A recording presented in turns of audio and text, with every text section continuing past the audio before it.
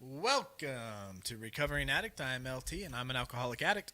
I'm Felice, co-host here, married to this guy, the alcoholic addict. That's me. If this is your first time here, this channel is dedicated to recovery and support for people who are currently in addiction and to show them a community that's greater than us that actually can support them and help them into sobriety. And then we're also an educational channel so that if you are in sobriety, we dive deep into education. Right now we're going through a book called It Will Never Happen to Me by Claudia Black. Growing up as adolescents and youngsters, adolescents and adults in addiction, we may have come from houses like that with addictive thinking. So that's what you can get from us. We go live every Sunday, Tuesday, and Thursday night. Two times in my life I've experienced rock bottom in addiction. In the early 2000s was with meth. It landed me in jail. In my 30s, I became a blackout drunk until I had to check myself into detox, and then I spent 5 months into an IOP. And then I joined another IOP called SOAR, which actually I'm currently working with. This nonprofit and SOAR have now merged, and I'm helping them with their social media and making videos and all that kind of good stuff. Can you hear us? Peter You said, guys- "Mic up, please." Again, Teeter? Question mark. What?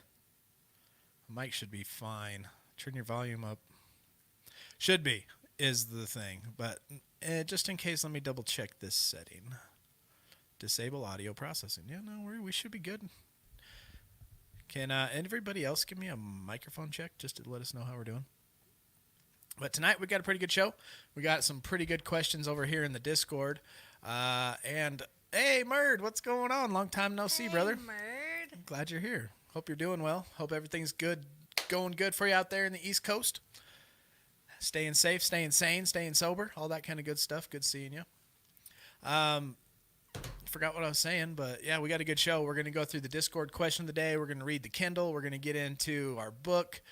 We may have some special guests pop in unannounced. I'll give you a little look backstage, let you see what we look like from a bird's eye view. Then we are going to hear Cassie's quote of the day, finish it up, and then it's Sunday. And tomorrow's Labor Day, so if you live in America, usually you don't have to work tomorrow, and if you do, that's okay too. But we're here to help you with serenity, help you get through another hour sober, help us to relate and love one another, and to just be recovery-minded, consistent, loving, consistent, and predictable. That's the lives we need, right? Easy does it, one day at a time. We're using our tools, working our program. So how's everybody doing? How's everybody's program? How did everybody's week go? How is everybody's character defects? Has anybody stepped up their program by interjecting something new in their life to help their recovery? Have they changed maybe diet or routine or exercise? Have you grabbed an extra book? Did you throw another regiment into your routine, like working on a character defect? What have you done for your recovery this week to help improve it? Or what have you done, have you lacked with your character defect? Sky said, "Is Cassie gonna give us the answer to the Facebook game?" Stupid answer. I'll give it to you right now if you want it. 30 zombies. That's not She the said answer. you got to read the periods. Every thought's an individual thought, so there's no reason you're even in the garden. So the answer is 1. The answer is stupid. All right, so I'm going to let Felice say hi to everybody now that Sky got me all upset again.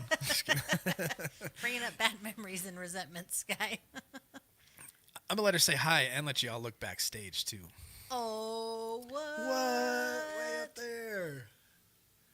Hi, everybody. Let's see. Brittany, first one. Bow, bow, bow, bow, bow, bow. Hey, Brittany, what is up? Mark, looking around, looking all sketchy in the background. Sky, hello. We said hey to you. Desmond's G'day. head is spinning right round, right round. You guys, about that spiritual study on Sundays, I know I got some texts that were like, hey, I apologize for having this view. I apologize for having that view. That philosophy study on Sunday night spirituality is to look at all the views. We look at evolution, we look at atheism, we look at whatever, right? We look at all the views, and it's up to you at the end of the day to decide. And that's what's so beautiful about it, is we get to use our brains in a way that we're not used to using them because we've been living with addictive thinking our whole life. But it's a place where we just contemplate all of it.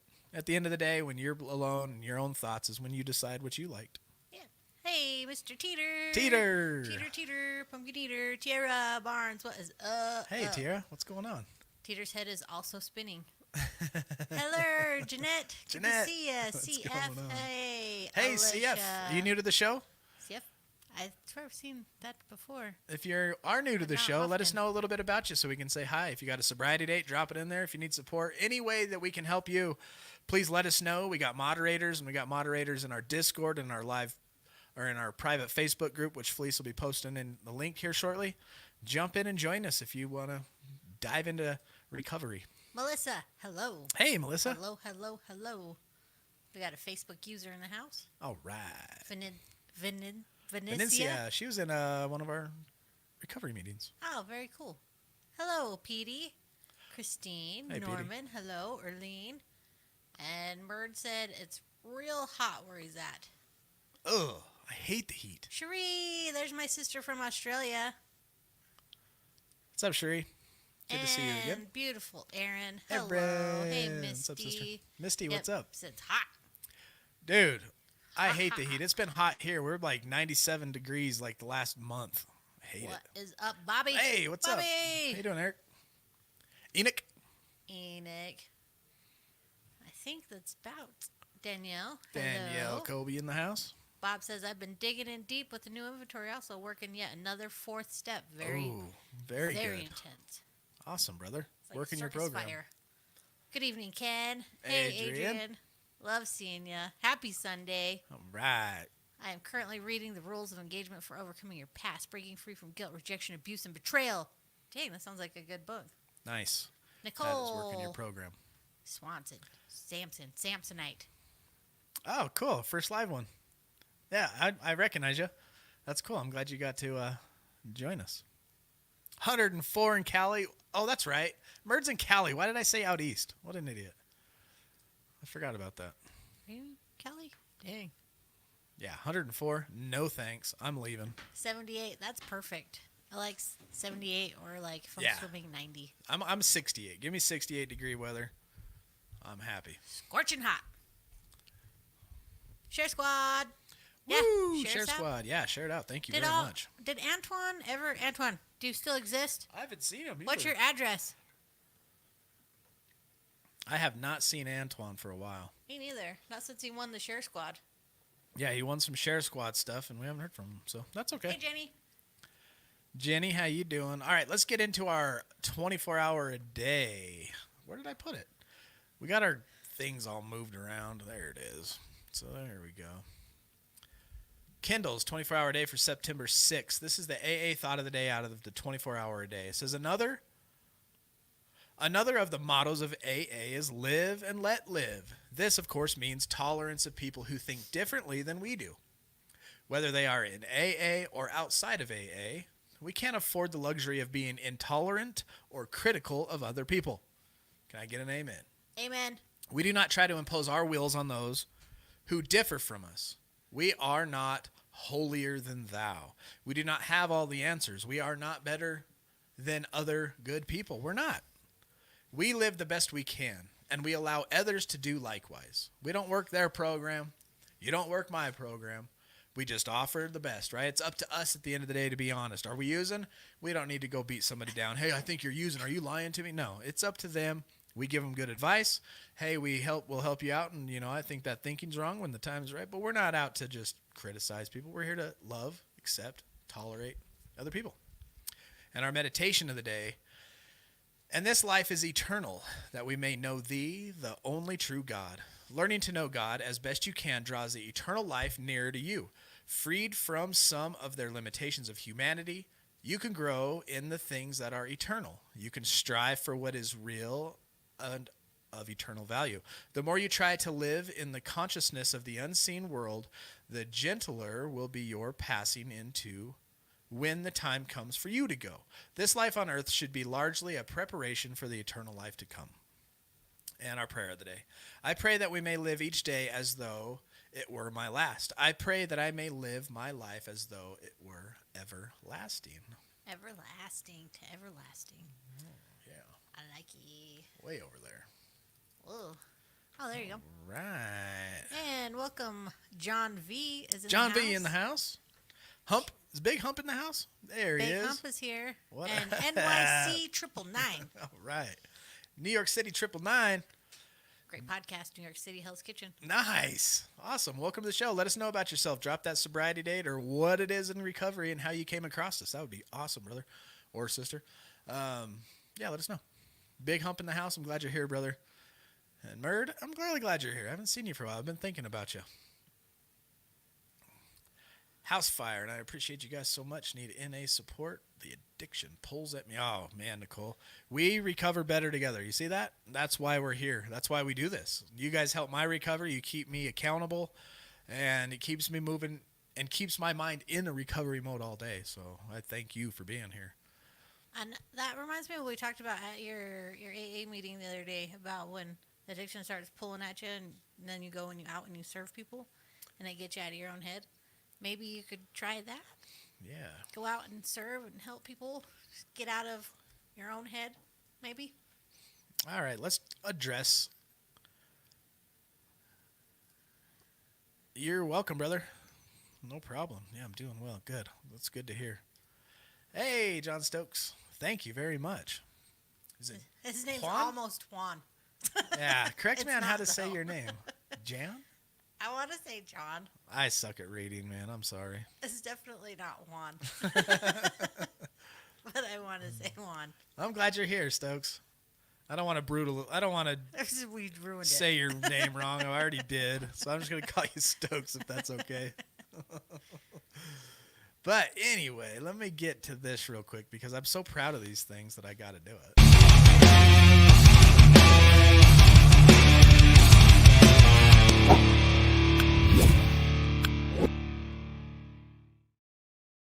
All right, we do a thing. We have a Discord, and we do a thing. Inside this Discord, we have questions for the live. People drop questions and all of that kind of stuff, right? And so we have some really good questions. I'm just going to read through them, and I really like what Des said because it makes a really good point at the end of the day. So the first one was from Savage Trainer, a.k.a. Jake. He says, how about a discussion about recognizing toxic behaviors, toxic relationships, and roles? And then Merck quickly came and clarified that with a question.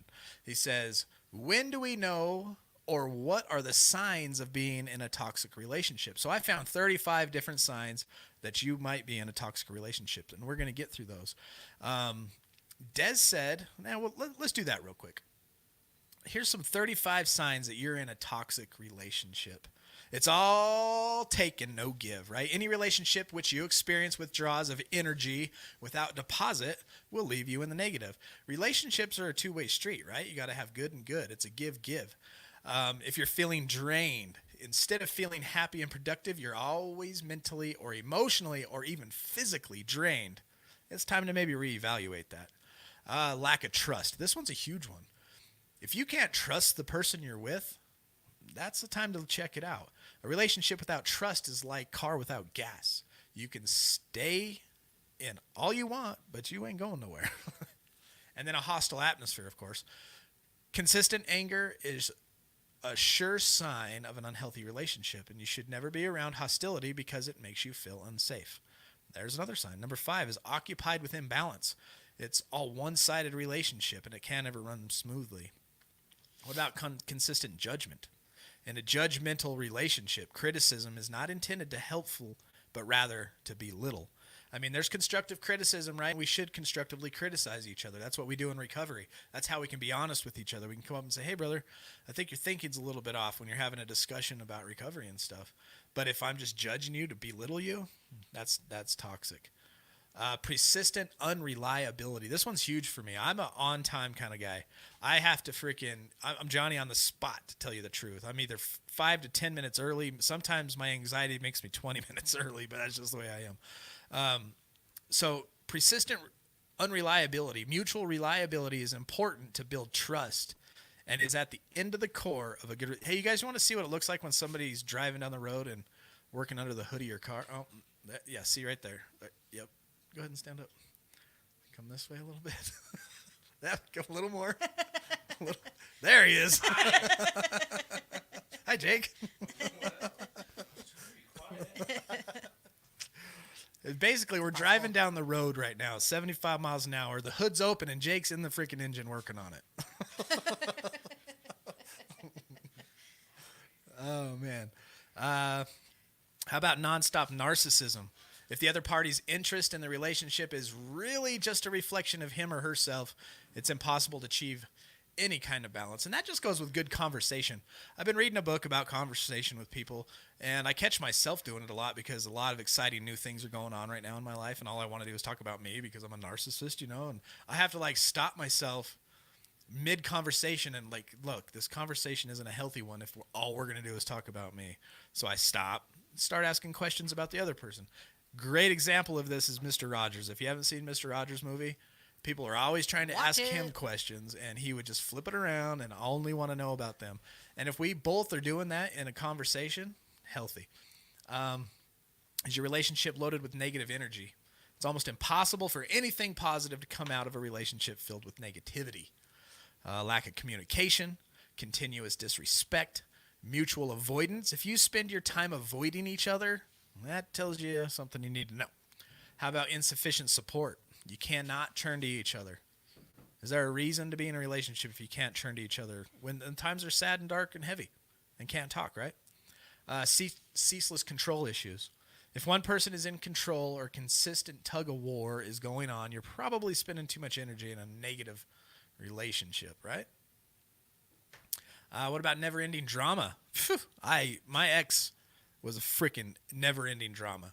Like, never-ending. It wasn't just like every other day. It was multiple times every day of constant, like, you couldn't even go to the gas station without the gas station attendant ending up in some type of drama in our. It was insanity. Thank God that's behind me. Persistent self-betrayal. If you find yourself changing your opinions to please someone else, you're in a dangerous relationship. Constant challenges. Feelings of unworthiness. It's an insidious thing, negative relationship to do. They leave you feeling you don't deserve any better. That's not a good feeling. Vibes of entrapment. Is the other person in a positive force in your life, or are you there because you don't see a way out? That's another one. Always undermining. If a relationship can't be reassuring, it's failing a crucial test. Empty pretenses. Smiles don't always mean everything's okay. Oh, I don't like fake.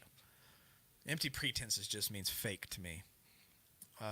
Brimming with envy. Partners are never equal in all aspects, but that should be a source of strength, not a source of disruptive envy, right? Shortage of autonomy. Anyone in a relationship have the right to say no. Permits victimhood. Diminishes your self-worth. Laced with dishonesty. Makes you unhappy. If someone is consistently making you unhappy, you owe it to yourself to let go of that person. What about feels uncomfortable? Sometimes your mind needs more time to discover what your heart already knows. Maybe it just doesn't feel comfortable. There's a lot of reasons, and we got 5 more. Lower your high standards. Are you doing things that you normally wouldn't have done? Are you coming down off of your value system to live with theirs? Sense of stagnant. Cutting corners. Nothing is ever worth cutting corners or accepting anything that is second rate. Is it filled with criticism? Does it bring out the worst in you? Or can't do anything right? If you cannot do anything right, maybe the relationship is all wrong. So there's that. And then more questions of the day. And I like this one because Des says, we got a lot of people in this group who we do not hear from, and they could be struggling. But unless they reach out, get out of their comfort zone, they won't get anywhere. The ones who are reaching out are getting honest. And that's great to see, he says. Why aren't people reaching out? Des, that's a great question. We have over almost 800 people now in the private Facebook group. We have over 150 or so in the Discord. And I only see, I bet you could, 20 people tops are consistently reaching out and actually working their program with each other. You're right, Des. People could be hurting. Maybe they are afraid to get out of there. This is a recovery program. I mean, right in front of your face. We go through education, right? We check our character defects all the time. And now we have a community that's 24/7, recovery in your pocket. Social distancing is not an option, right? It's physical distancing anyway. And this day and age, we have the ability to connect. It's up to you how deep you get into this recovery. And what you get out of it is how much you put into it. So if you feel like you're here and you ain't getting nothing out of it, it's because you're not putting yourself into it. The more you put in, the more you get out. 100%, right, Des? And then Denray, she says, how can an addict know that they are slipping into old thinking habits in their minds and still, and mind is still in denial, stuck in the stinking thinking stage? We went through our addictive thinking book, and that taught us a lot about that. But the number one thing to do is check your character defects. I'm going to put this on the screen. Take a snapshot of this, okay? Let me find it. Boomski, right there. Whoops, right there. Snapshot this if you have not already, okay? This is your character defects. On the left-hand side, I believe it's the left-hand side. It is on my screen. You got 17 character defects. On the right-hand side, you have 17 character assets. If you are living mostly in that left-hand column, you're probably in denial. You're probably stuck in your stinking thinking. And the way to get out of that is to take your inventory daily. If you notice, this chart has a Saturday through Friday. Saturday, Sunday, Monday, Tuesday. We're right there. 7 days a week. And read the bottom paragraph with me. Spend quality time each day reviewing your day, looking for any amount of each of these individual thoughts. Be specific. Put in numeric ratings for each defect. Use a number 1 for mild, 2 for moderate, and 3 for severe. Okay? And then use a 0 if you didn't have any of those character defects. So you go up to impatience, and we learned, right, what impatience is. Impatience is lack of patience, annoyance because of delay, opposition, restless, eagerness to go somewhere or do something. How is your impatience today? Mine today, I'm going to put it a 1. Mine was great. Actually, I'm going to put 0. I didn't have anything today that did that. So I was living in my character asset, which means I'm on the road to recovery. If you are living in that road of character defects, more than likely you are on the road to relapse. Remember what we learned from our Staying Sober book down here? Recovery is an escalator, right? The escalator's moving down and you're walking up it. The moment you stop walking up that thing, you're moving down. I want to say it all the time. Your character assets are a great judge to tell you whether you've stopped moving forward. I mean, you're going to hit bumps, right? You're going to get triggered. Are you using your tools? If you get triggered and you don't say nothing, you just keep everything in, you don't go to a meeting that you should go to. If you're having crazy thoughts and feelings and you're not going to your support group and talking about it, you're probably on the road to relapse. If what are some other examples? If you're constantly angry, if you're belittling yourself, if you're criticizing people, those are probably telltale signs that you're not. Yeah, you just fill yourself just in negativity. Yeah. It's not a good place to be. And then Savage Trainer just ended it, by building self-awareness. How do you build self-awareness? You start studying character defects. You start looking at the way that you act and react to situation, your knee-jerk reactions, right? Your knee-jerk reaction usually is a character defect. It is in my world. I get cut off on the freeway. My knee-jerk reaction is to ride his ass and flip him off, right? That's my knee-jerk reaction. That's impatience, right? Or the guy in front of me is in the fast lane doing 5 under the speed limit.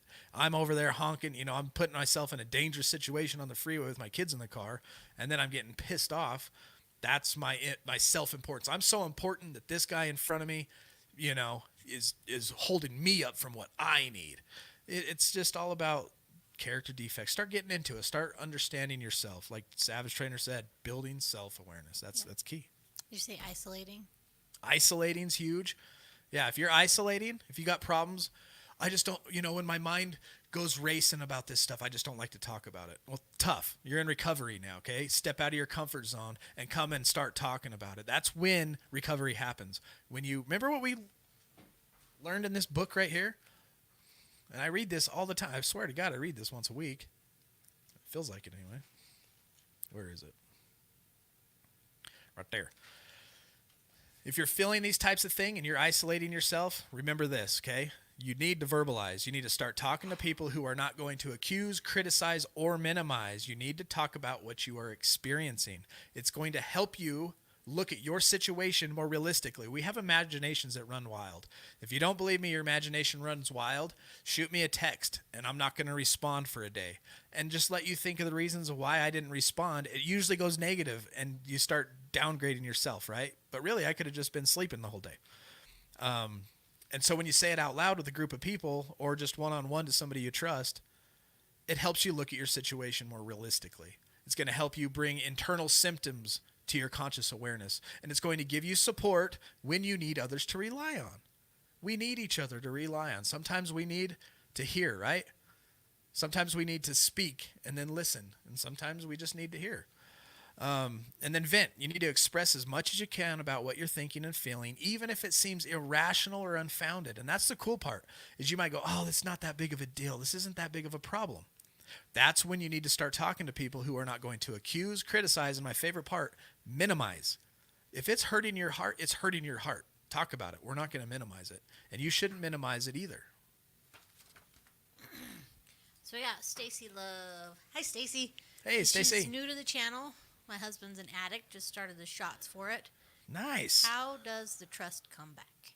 Well, I'm going to let Fleece answer that one the because trust she sounds like she's in the same situation as, or Stacy sounds like she's in the same situation as you were in. In my experience and how I think of trust is it's a choice. And it's a hard choice. You either choose to trust somebody or you choose not to. And in my case, I chose to trust LT and what he was telling me once he got into recovery. And then just if actions started proving otherwise, I would obviously call him out on it. And if he lied, that trust would be broken. But first off, I would say give trust a chance. And then if it turns out you can't trust him, then you work at it from there, would be my opinion.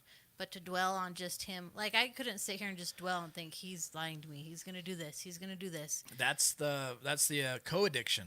If you are constantly worried about his actions, then you have a co-addiction problem and kind of need to start analyzing your behavior towards him. Even though he may have perpetuated it with his addiction, now you have problems, and it's a family recovery, right? We both have to recover together. My addiction turned her into a co-addict. She started looking at the phone, looking at the budget, looking at this. I didn't really lie too much. I maybe I omitted some things. She knew I was drinking, but she didn't realize how I had gallons of it, and I wasn't a closet hiding drinker. I didn't go out and disappear and come back and say I wasn't where I was. I was always, So the trust part was actually me probably just quitting and her trusting the fact that, oh, okay, he is in recovery now. We're not going back to that old lifestyle. Maybe. I guess that was the lies you would tell, is that I'm going to quit or I'm going to do this and I'm going to taper, but then you wouldn't. So it was those kind of lies. Oh, yeah, because I would say I'm going to try it. Yeah, I'm gonna taper. Here's my plan. This is the plan I got, okay? I got a pint tonight. This is what I got to do, right? It's dangerous. It's dangerous for me to drink. Yeah. So I'm going to drink a pint tonight, and tomorrow I'll drink a half a pint. And then the next day it'll be a quarter of a pint. And then, just like the doctor's opinion, the phenomenon of craving, as soon as that whiskey touched my lips, I was off to the race. Not one time did I actually achieve weaning. Yeah, right? So for me, that's where the trust was gone. Is he really going to recover this? Is he really going to do what he says this time? Is he really going to do this? And I just had to trust every time he said it that he was going to do it, and then let his actions decide, is he or isn't he? And then just realize if he didn't and he lied or whatever, that there's nothing I can do to change his behavior. I can't control his actions. He has to do it on his own, those types of things. And then just back off and quit enabling is the biggest thing. So eventually he would have to not suffer the consequences, but experience the consequences of his actions. So trust, it's a choice, and you choose to trust, and then just see what happens from there. And then just understand that if you can't trust him, that there's nothing you can do to change them. It's true. You can just call him out and be honest. And then on the addicted side, if the addict that has lost the trust, here's one of Linky's great examples, right? Ooh, I love this one. This is trust, right? Perfectly smooth sheet of paper, right? And then when we break trust, right, we crumple it up.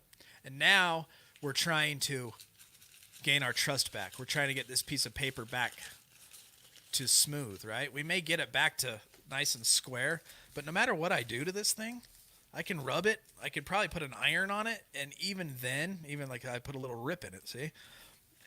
I'm never going to get all the wrinkles out of this thing, ever. And that's trust. And so you kind of always have this little thing in the back of your mind that you're just going to have to, and it gets better. The wrinkles start to smooth out more and more and more. But that's trust right there, trying to get all these little wrinkles out of paper. And then once the paper's been crushed, you know how much easier that crushes back up if you break your trust? So remember that, addicts and alcoholics. If you've broken trust and you're trying to earn it back, you got a lot of work to do. Yeah. We have No. And what really helped me was going to meetings with him and learning what addiction is and realizing how it's a lifelong journey of recovery. And he may slip and he may not, because you did actually slip at whatever 47 days. freaking days. He did slip, and I just had to, after that, continue to trust that he was still going to keep moving forward, and his actions proved that he did. But just be as supportive as you can in their recovery. I think it's been so helpful to go to all his A meetings as I could and group meetings and just learning everything there is to learn about addiction. Right. It's not easy, and it's something me and you will probably never fully comprehend ever. I love you, Raina. Hope that answered your question. Yeah. Big, long-winded answer for you. What's up, Jerry? Yeah, the truth up in the house. Mr. 440. Mr. 440. All right, where are we at? 8:30? Should we get into this book? I'm going to read you guys a story. Love the book. I'm going to read a story. Here we go. The best little boy in the world. He wouldn't tell. So we're at chapter 3. We're talking family rules. Don't talk, don't trust, don't feel. Tonight we're going to cover the don't talk part. Michael was doing very well in school. In fact, he was the brightest kid in class. The teacher's favorite, one of the best behaved. He never created any disciplinary problems and always hung out with the good crowd. The best little boy in the world. Why can't we all just be like Michael and sit quietly? The teacher would say, in her most melodious voice. Conform, be docile, do well, and be quiet. Hold it in. Don't tell a soul. And now he was waiting at the school corner for his mother to pick him up. This was always the hardest moment. What will she look like? How will she sound? Michael could tell right away if she'd been drinking. The muffled voice, the pale, unmade face. He really didn't know what it was all about. He just knew that when Dad came home, he would fight with her, argue, yell, scream, and run. Michael could hear through the closed doors and over the humming of the air conditioner. He wondered if the neighbors could hear too. Hold it in. Don't tell anyone. He was still waiting around the corner. She was 15 minutes late. It was so cold. It was so good to go to school and get out of the house. But when 3 o'clock came, he would feel the tension begin to gather inside him. He never knew what to expect. When she was not drinking, she would be smiling, even pretty. When drunk, she could be cold, withdrawn, tired, unloving, and not caring. Michael would cook dinner and straighten up the house. He would search for the alcohol, like egg hunting on Easter morning, under the stuffed chair, in the bedroom, in the laundry bag, concealed among the towels, behind her hats in the closet. When he found it, he'd pour it down the sink drain. Maybe then no one would know that she'd been drinking. Maybe no one would fight. Don't tell a soul. She still hadn't come to pick him up. She'd never be 30 minutes late. Sometimes she'd sleep late in the morning after Dad had already left for work, and Michael would make breakfast for himself and his little sister. Then a friend's mother would take them to school. The biggest problem was during vacation time, especially around the holidays. He wanted to play with his friends, but he was afraid to bring them home. He was afraid to go out and play, too, because then she would drink. Michael didn't want to be blamed for that, so he stayed in and he did his homework and read. He didn't tell his friends. Hold it in. He still was waiting alone on the corner, 45 minutes late. Michael decided to walk the 10 blocks home. He felt that he was old enough now. After all, he took care of his little sister a lot. He took care of his mother a lot. He was responsible. He always did what people told him to do. Everyone could count on him for help. Everyone did, and never complained, never fought, never argued, never yelled. The best little boy in the world. Hold it in. When he got near home, Michael's heart felt as if it were going to explode. Her car was there. The house was locked tight. He rang the bell. He rang, and he felt his stomach turn inside out. He climbed through the window. No one seemed to be home. He looked around the house in all the right hiding places. Finally, in the closet in his own bedroom, he saw his mom in her slip with a belt around her neck attached to the wooden rod. she was just sitting there sobbing. She'd been drinking, but maybe no one would find out. Michael wouldn't tell anyone. Ever. Hold it in. Family rules. Don't talk. Anybody grow up in a family where they didn't talk about it?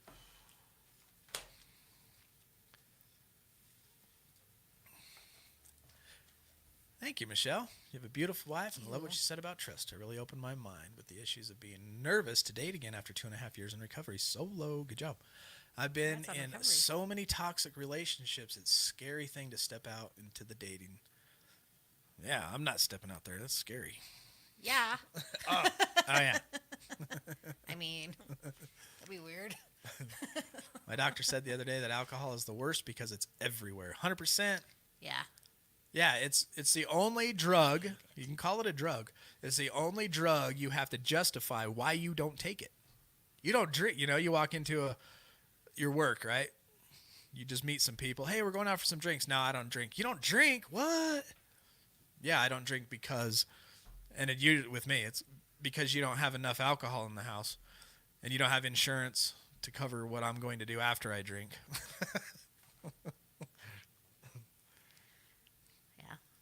Rophilia says, as you're reading this story is a reflection of when I was using, how my kids would feel when they seen me. They knew when I was sober or not, right? Heartbreaking, huh? This book has kind of been tearing me up lately because I look back at my 4 kids. 2 of them are 14 and 16, and I just I can't get it. I can't change the past, but I see now the way I should have raised them. And through the first half of their life, I wasn't using drugs or drinking at all. But I was an addictive mind thinker still had that addictive thinking, and I ran the house with fear and shame, and we didn't talk much, and it was more of do this because I said so type, you know what I mean? Just not a place that felt safe for them to express their emotion, and then I became the belligerent drunk, and I know, Raphaelia, it sucks. Mm-hmm. But we can change now, right? All we got is today and the future, Lord willing, and we can be our best people that we can be now. We can rewrite our obituaries. And just know it's okay to talk about. I was afraid to talk about it for a long time, and then I found myself all co-addicted and such and couldn't stand myself. And I finally had to break down and talk about it. I had to face all them fears and realize it was okay to talk about. Right, and Jeanette? that's when the healing started. Yeah, I've had choked up through that a little bit. I tried not to show it, but it got me. That little story. Somebody asked what my shirt said. Yes, sorry. I just remembered. It says... Can you see it? I can't see it. Raised on the streets. It says raised on the streets.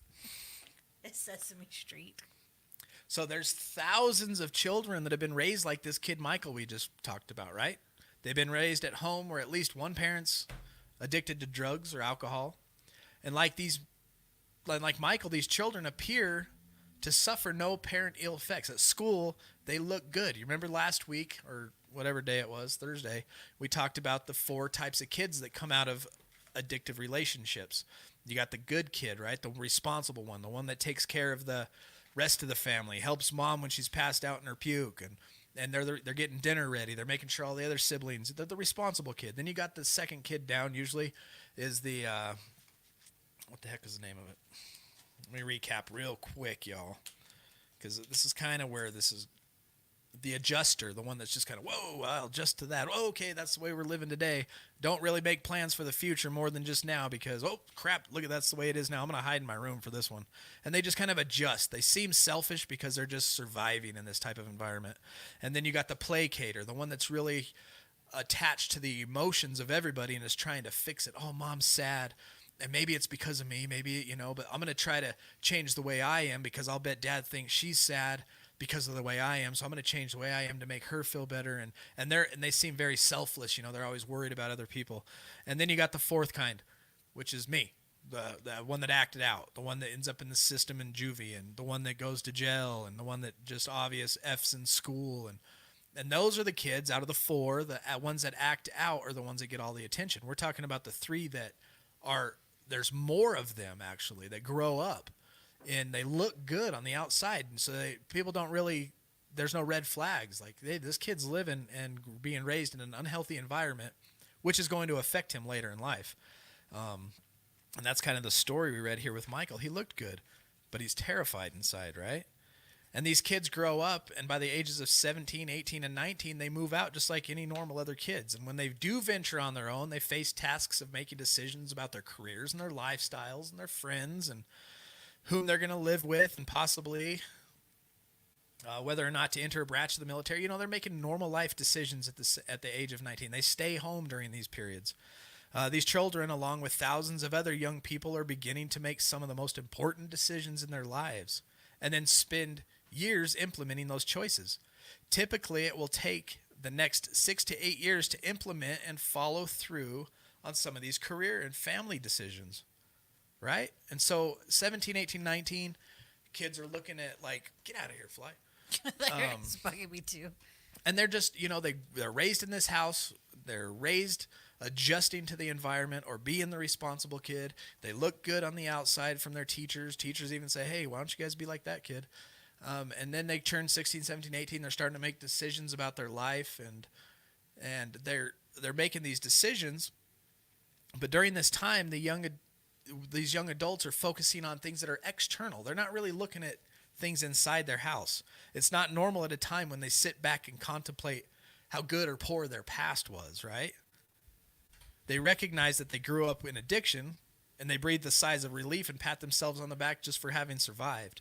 They begin going out on their own lives, yet they frequently stay socially or emotionally entangled with their family. And this was my life. I remember being 16, 17, 18. I actually moved out, ran away, whatever you want to call it, when I was 15. I haven't been back since. And I was so worried about the world. I was like, I got to get a job. I got to do this, but I'm a failure. I suck at school. My dad's a psycho. You can't, I was raised in that family where my dad was just like, you couldn't talk about anything because you're afraid of pissing him off and he was going to throw his little kid fit, And that was my life. But somehow you stay entangled in this mess until you start doing some introspective. And that's about around age 25, 26. It was with me anyway. And in this book, it even says that. It says, it is about this time when young persons reaches their mid-20s that the effects of growing up in an addictive home become apparent. So when you hit your mid-20s, you start looking back and the effects of this become apparent. But now that it is 8:42, I believe it is time for Cassie.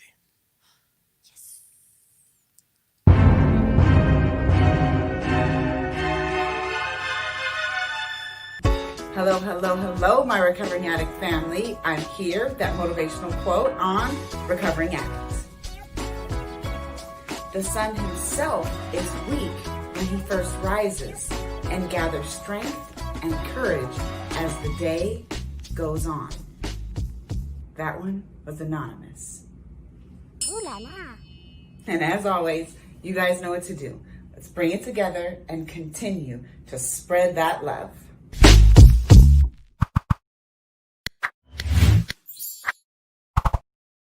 Yeah, Cassie, thank you very much. Thank you, Cassie. We love you. John Molthen in the house, right on. You guys, we're gonna look up here to see the comments, so we're not being crazy. But I put the StreamYard on the other screen so Jake can tune in. I should actually just take that camera and flip it on Jake. Huh? Jake's in the background over here. He should just pull up a chair. You got your mouse? I do have my mouse. Okay, you're in charge of the comments. All right, so we're in our mid-20s, right? Now we're starting to realize, oh, man, I grew up in an addicted environment, and I don't handle social life very well. They become aware of feelings that separate them from others and often find themselves depressed. And while this depression occurs more frequently and it lasts longer, the source of the depression seems unidentifiable. They're like, why am I always depressed? Why do I have trouble relating to people? And now I'm in the dating scene. I'm starting to get into relationships and they just don't ever seem to work out. What is going, I can't put my finger on what the problem is. Feelings of fear and anxiousness occur more frequently, but they don't know why they're having these feelings. They often feel empty and have difficulty maintaining close relationships, just like we talked about. Many report that something seems to be missing in their relationship. A lack of meaningfulness begins to permeate every aspect of their life. For many, the repetition of addiction begins, right? So now they start going back into that life. Their drinking and using has become an important part of their life, or they are engaging in other behaviors in an addictive compulsive style such as work, spending, gambling, or they have disordered relationships with food, or they find themselves in a relationship with others who are engaging in addictive behaviors. A lot of times people come out of those as children, come out of those addictive families and then marry right into one. That's why a lot of times you'll see a girl that was physically abused by her parents will grow up and marry into a relationship where the husband abuses. You know, it's just something they don't see. I don't know the denial of it.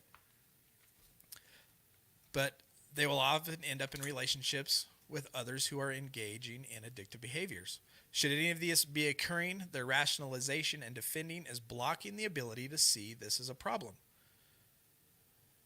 So should any of that be occurring, should any of the addictions be happening, their rationalization and defending is blocking the ability for them to see the problem. And to break this cycle, it is necessary to recognize the many processes that have occurred. And that's what we learn in recovery. We start exploring our past, right? That's why when I did my IOP, they had me write my drug use history. I wrote down the very first time I tasted beer to the very last time I smoked weed and drank alcohol. And I added it all up. I just bullet pointed it. At this age, I did this at this much. Age 4. Age 6, I tried cigarettes. I smoked a half a cigarette. We lit a field on fire. Age 10, 11, I started smoking cigarettes a little more regularly. Age 15, 16, I smoked 2 hits of a joint, was ripped and loved it. By the age 17, I had started drinking. I tried crack. I tried, and I just listed it. And then by the time you hit your 20s, you start listing the amounts. I'm using this much and this much more. And by the time you realize you just have this addictive personality with drugs and alcohol. And after we do that, we read it, we process it, and then we write our life story. I'm LT. I was born in Utah back in blah, blah, blah, blah, blah.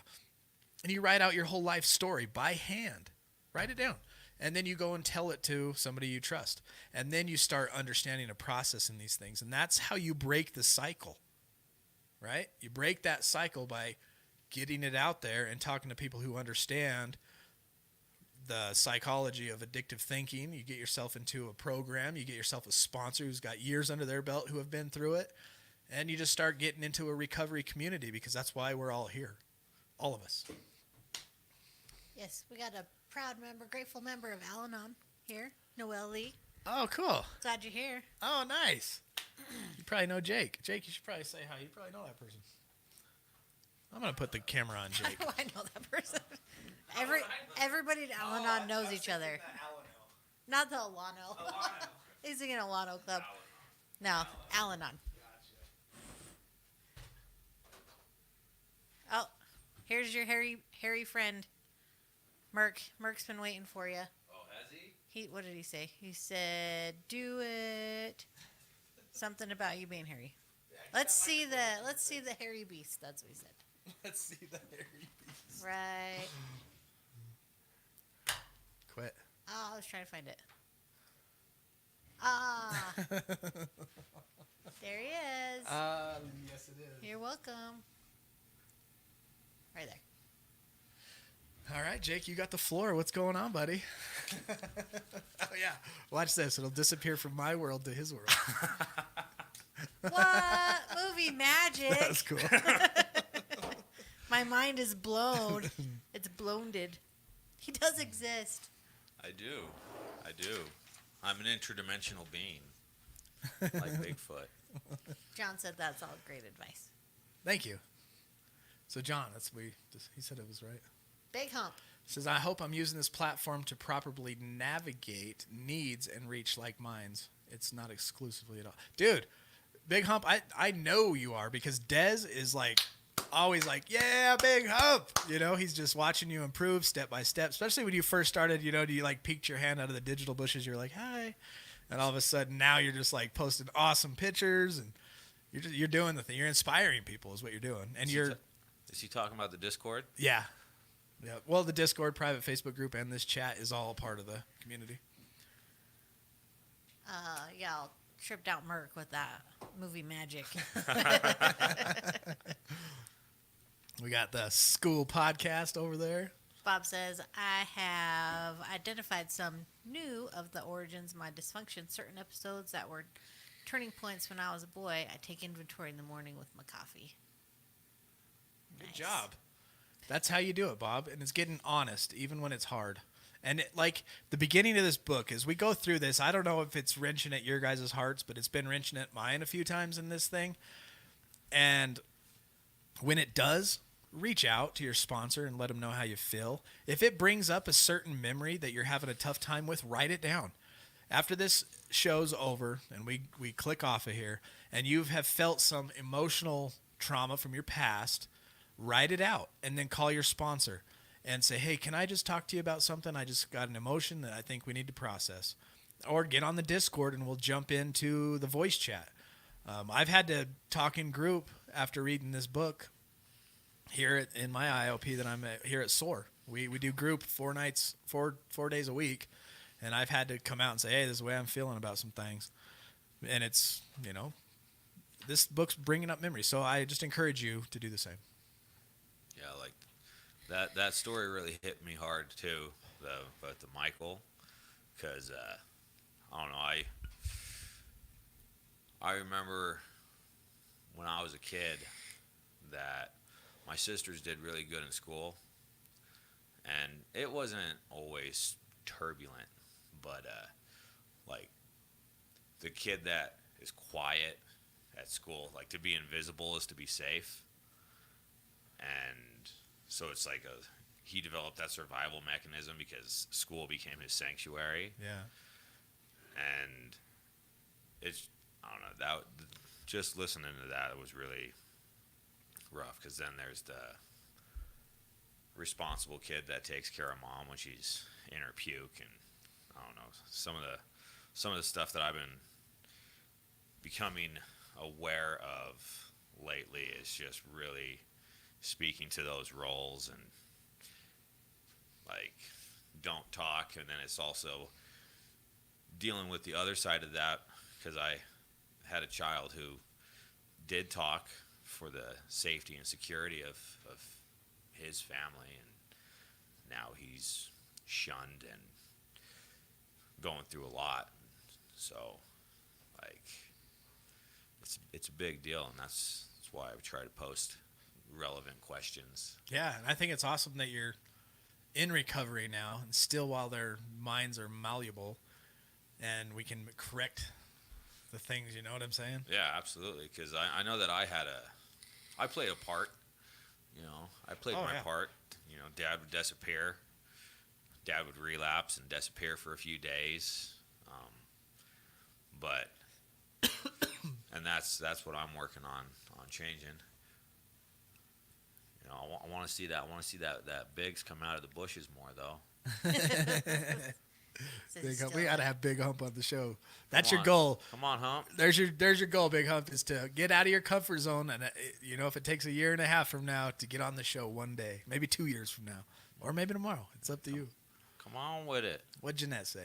She said, just got my mother to join up, Granny Kitty Kinson. Hopefully it can ease some of her concerns and worries to finally understand us and how we are the way we are or are.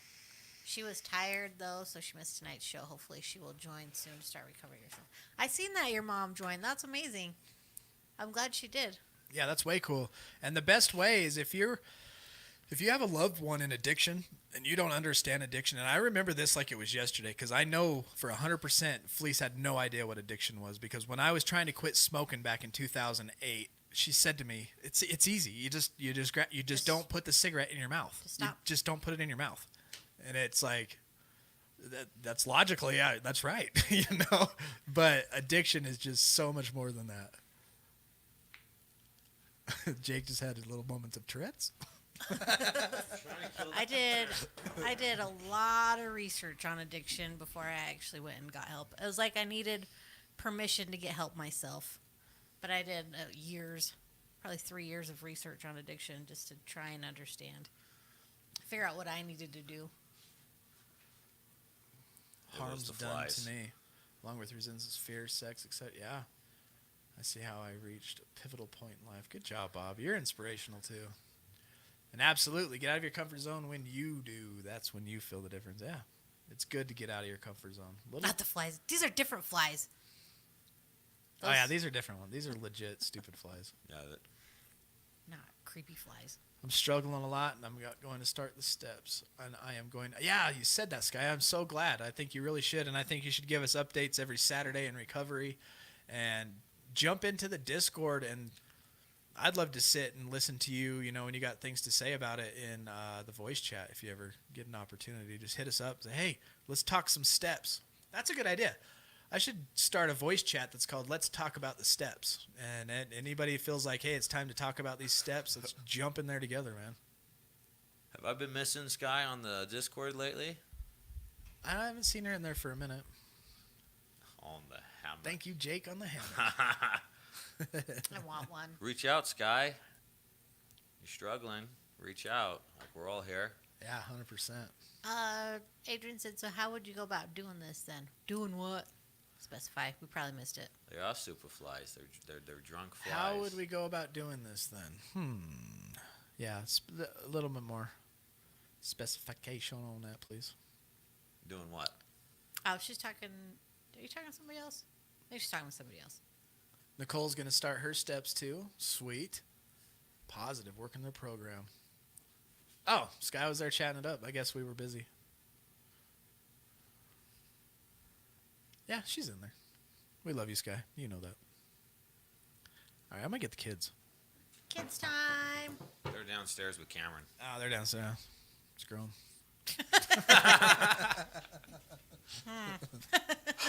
Still got some work to do. All right, so we still got a lot to do about this. Don't talk about it.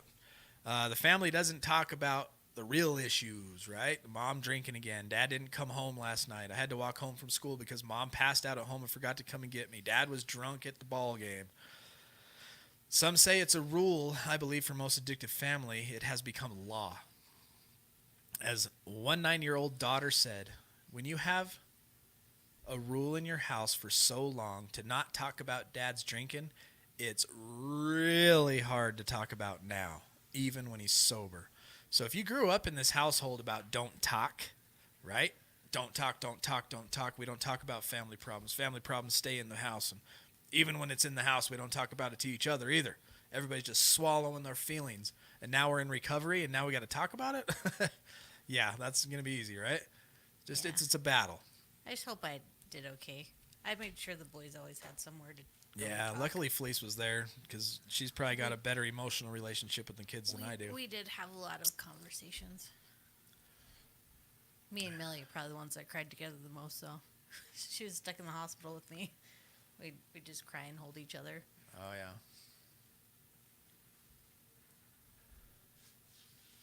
Alrighty. Y'all know what time it is. Ready there? You want to come over here and pray? Look like this. ISO. Yeah, there we go. There we, perfect. God, God. grant me the serenity to accept the things I cannot change, the courage to change the things I can, and the wisdom to know the difference. Amen. Amen. I can't even hold my arms up my shoulders. All right, we recover better together by staying safe, staying sane, staying strong, staying sober. You're worth it. Good night, family. I love you. Thank Good you, night, John. everybody. We love you. All right, you guys. We will be back, y'all, that you guys and gals. We will be back Tuesday night. And I may start doing just some random pop-up lives because I'm here all the time. Showed you guys, and I'll just do some random lives. Just start looking for notifications on YouTube. So if you're not on the YouTube side, please jump over there, hit that like button before you leave, and subscribe. And I'll probably just going to start doing some impromptu lives quite often now throughout the day because now I can do it on my phone and I can run around doing it. So I Don't turn off yet. just plan on that kind of stuff. I'm gonna post all the links because I didn't, so I'm doing it now. So join our private Facebook group. I put that one. Join the Discord. That one is now in the chat as a link. Please come in. And don't forget that we do have hats and hoodies and women's t-shirt and a women's hat.